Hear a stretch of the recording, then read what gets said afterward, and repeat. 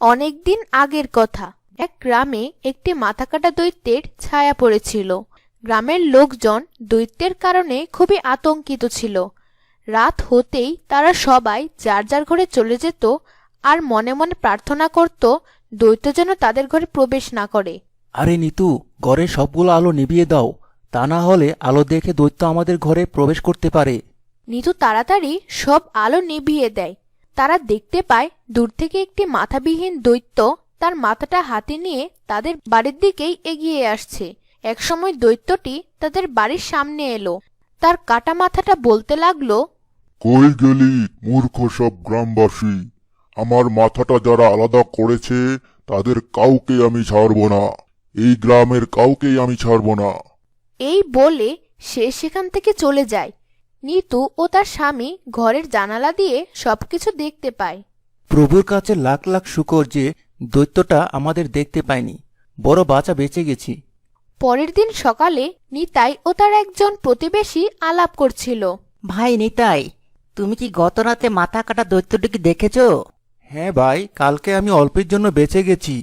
ওই দৈত্যটা আমার বাড়ির সামনে এসেই থেমেছিল আর বলছিল যারা ওর মাথাটা আলাদা করেছে তাদের সহ এই গ্রামের কাউকে সে ছাড়বে না। প্রভুর অনেক কৃপা যে দৈত্যটি আমাদেরকে দেখতে পায়নি। কিন্তু ভাই, আমি একটা বিষয় বুঝতে পারছি না, ওই দৈত্যের মাথা কাটা কেন? তুমি হয়তো বিষয়টি জানো না। আমার বাবা আমাকে এই দৈত্য সম্পর্কে বলেছে। অনেকদিন আগে এই দৈত্যের মাথা কাটা ছিল না। সে প্রতিদিন আমাদের গ্রামে আসতো আর কাউকে না কাউকে ধরে নিয়ে যেত। আর এই অত্যাচারে অতিষ্ঠ হয়ে একদিন কয়েকজন গ্রামবাসী মিলে ওই দৈত্যকে আক্রমণ করে এবং তার মাথা ধর থেকে আলাদা করে ফেলে। তারপর কি হয় ভাই? দৈত্যটি কি মারা যায়? গ্রামবাসীরা ওই দৈত্যের দেহ ও মাথা দুটোকেই জঙ্গলে মাটি চাপা দিয়ে দেয়।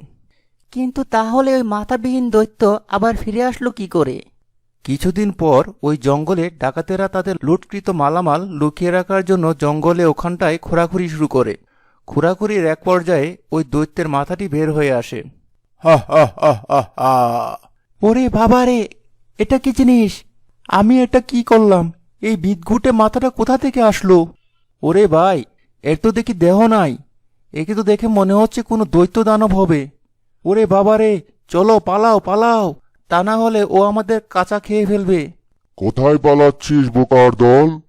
ওখানেই থেমে যা, তা না হলে তোদের সবকটার রক্ত খাবো।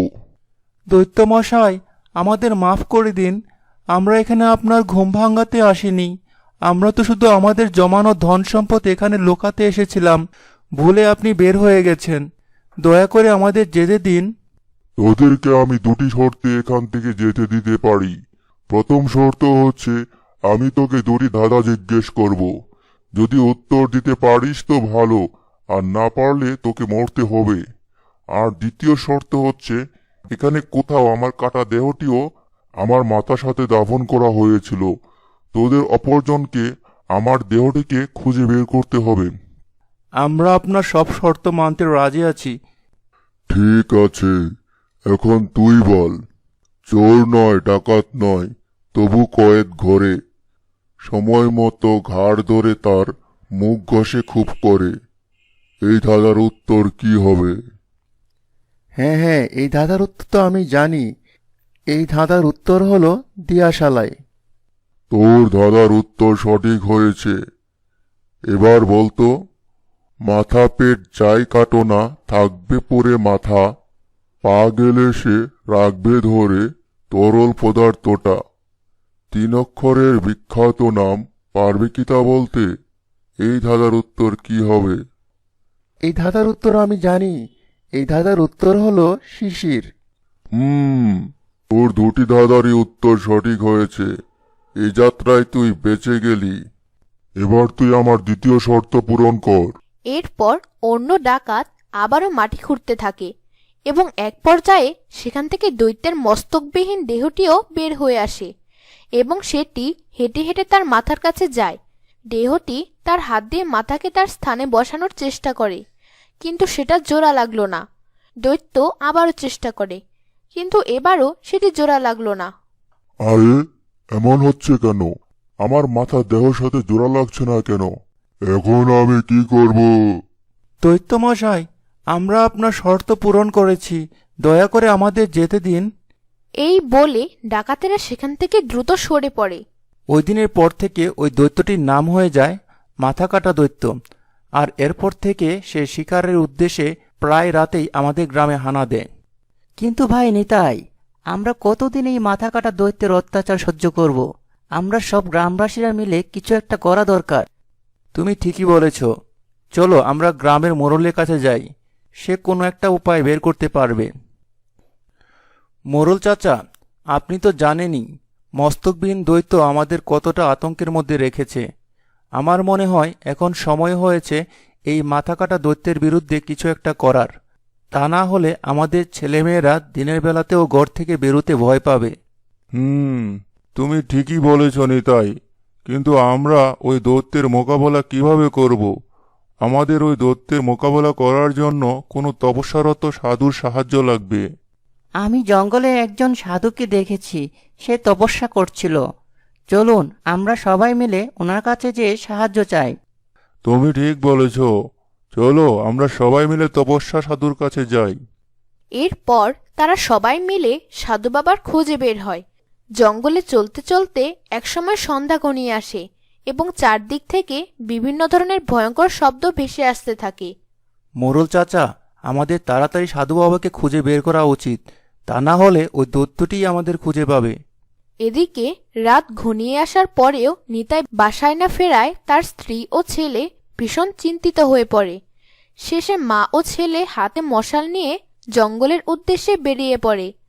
অন্যদিকে ওরা তিনজন ভয়ে ভয়ে জঙ্গলের মধ্যে তপস্যা সাধুকে খুঁজে বেড়াচ্ছিল। তখন হঠাৎ মাথাকাটা দৈত্যটি তাদের সামনে এসে পড়ে।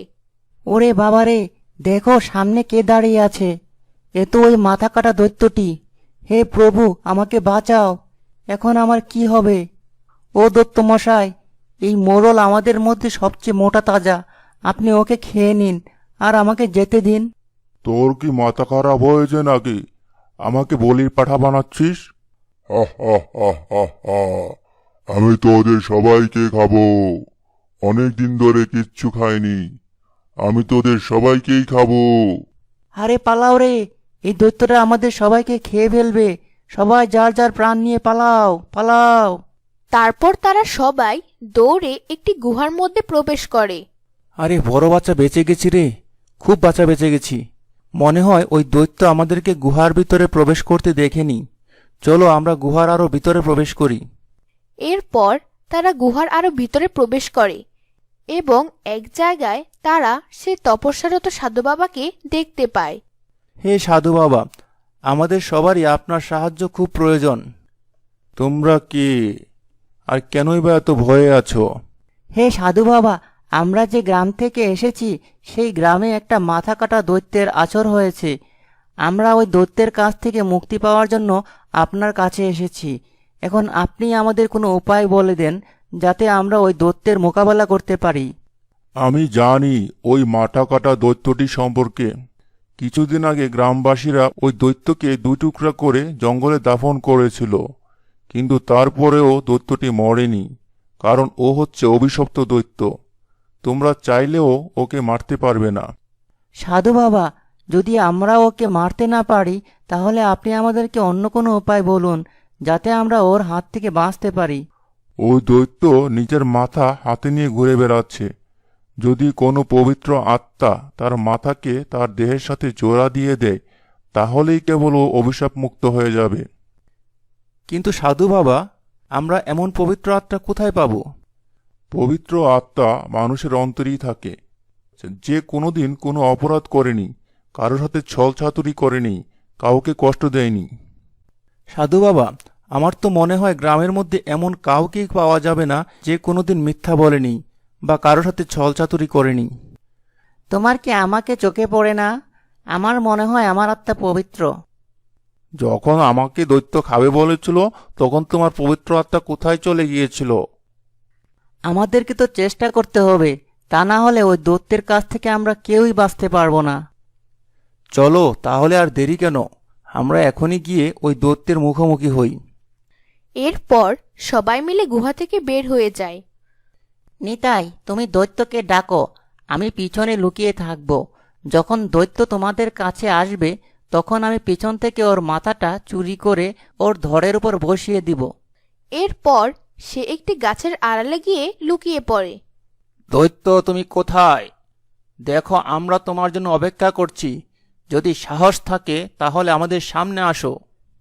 তখন দৈত্য তাদের সামনে আসে। দৈত্যকে দেখে সবাই ভয় পেয়ে যায়।